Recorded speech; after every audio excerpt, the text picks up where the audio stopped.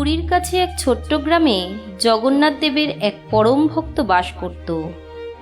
তার নাম ছিল রঘু। সে প্রতিদিন দীর্ঘ পথ হেঁটে জগন্নাথ দেবের দর্শন করতে পুরী যেত। কিন্তু একবার দোল পূর্ণিমার আগের রাত্রে প্রচণ্ড বৃষ্টি ও দুর্যোগ শুরু হলো। রঘু চিন্তিত হয়ে পড়ল। প্রভুকে স্মরণ করে ব্যাকুল হয়ে বলল, প্রভু, কাল রঙের উৎসবে তোমার দর্শন পাব না। আমি কেমন করে এই দিন কাটাব?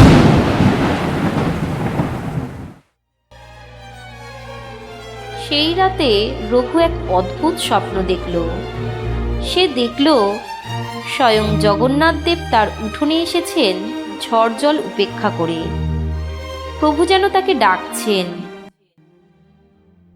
রঘু, বাইরে এসো, আজ হোলির দিনে কেউ কি ঘরে বসে থাকে?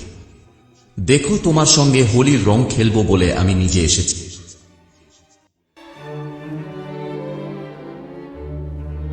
স্বপ্নের ঘোরে প্রভুর আহ্বান শুনে রঘু উঠে বসল। দৌড়ে গিয়ে দরজা খুলে দেখল স্বয়ং জগন্নাথ দেব উপস্থিত হয়েছেন তার ঘরের উঠোনে, হাতে রঙের পাত্র। রঘুর মন আনন্দে ভরে উঠল। দু চোখ দিয়ে গড়িয়ে পড়ল আনন্দাশ্রু।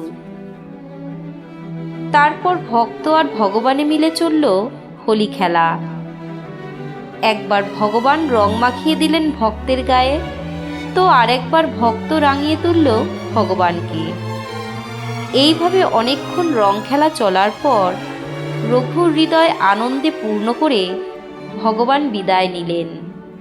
সেই রাতে পুরীর রাজাও স্বয়ং জগন্নাথ দেবের স্বপ্নাদেশ পেলেন। প্রভু তাকে যেন বলছেন,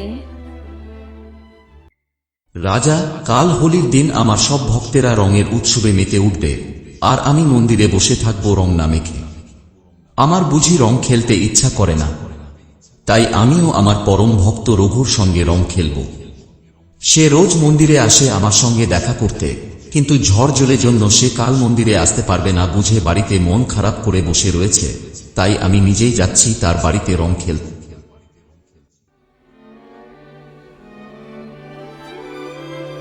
এই অদ্ভুত স্বপ্ন দেখে রাজার ঘুম ভেঙে গেল। ভোর হতেই তিনি ছুটলেন মন্দিরে। প্রধান পূজারী সহ সকলকে তলব করে আনা হলো। মন্দিরের দরজা খুলতেই দেখা গেল এক অপরূপ দৃশ্য। জগন্নাথ দেবের শ্রী অঙ্গ নানান রকম রঙে রাঙা, যেন তিনি নিজেই হোলির খেলায় মেতে উঠেছিলেন।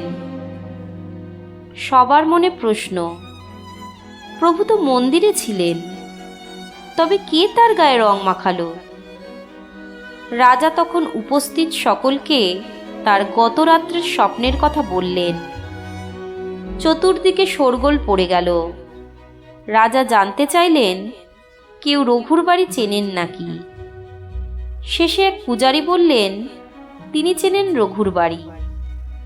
রাজার রথ ছুটল রঘুর বাড়ির উদ্দেশ্যে। সেখানে গিয়ে সকলে হতবাক হয়ে গেলেন। তারা দেখলেন ঠিক যে রঙের জগন্নাথ দেবের শ্রীঅঙ্গ রাঙা, সেই একই রঙে রঘুর বাড়ির উঠোনটিও রাঙা হয়ে রয়েছে। রঘুকে ঘুম থেকে ডেকে তোলা হলো। সে বাইরে এসে রাজাসহ এত লোকজন দেখে হতবাক হয়ে গেল। উপস্থিত সকলেও তাকে দেখে আশ্চর্য হয়ে গেল, কারণ রঘুরও সারা শরীর একই রকম রঙে রাঙানো। কারোরই আর বুঝতে বাকি রইল না যে জগন্নাথ দেব স্বয়ং তার ভক্ত রঘুর বাড়িতে এসেছিলেন এবং তার সঙ্গেই হোলি খেলেছেন। রঘুরও গতরাত্রের স্বপ্নের কথা মনে পড়ল। রাজার আদেশে সেই দিন থেকে পুরীতে হোলির দিন প্রভুর রং খেলা উৎসব শুরু হয়। মনে করা হয় জগন্নাথ দেব স্বয়ং ভক্তদের সঙ্গে রঙের উৎসবে মেতে ওঠেন।